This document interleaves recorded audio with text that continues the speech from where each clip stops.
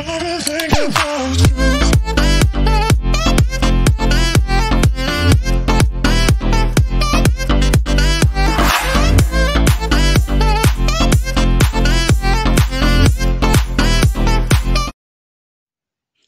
guys, ayun guys, maghuhugas tayo ng prutas. Ayan, so hugasan ko yung 4 na klaseng prutas guys. Ito, unahin ko yung paghugas ng strawberry.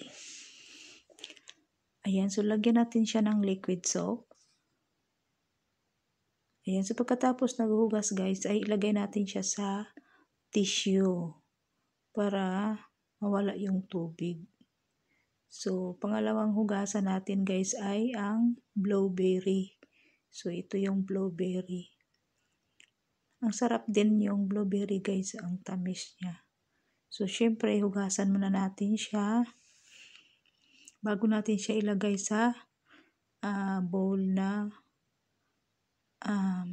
may stand. Ayan, so, ayan. Tapos na siya hugasan at ilagay naman natin siya dyan sa may tissue.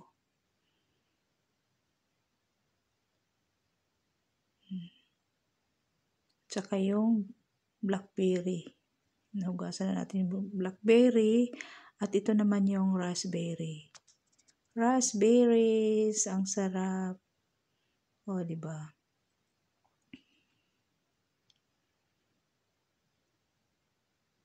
Ayan, lahat siya guys ay tapos ko na siya nahugasan. At i-dry natin siya dito sa may tissue para makuha yung tubig.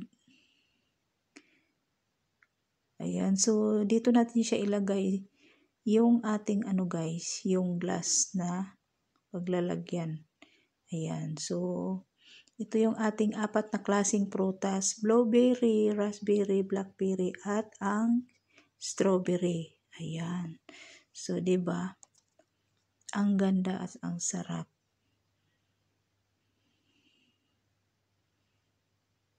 Ayan, lahat yan ay mga berries. Berries fruit.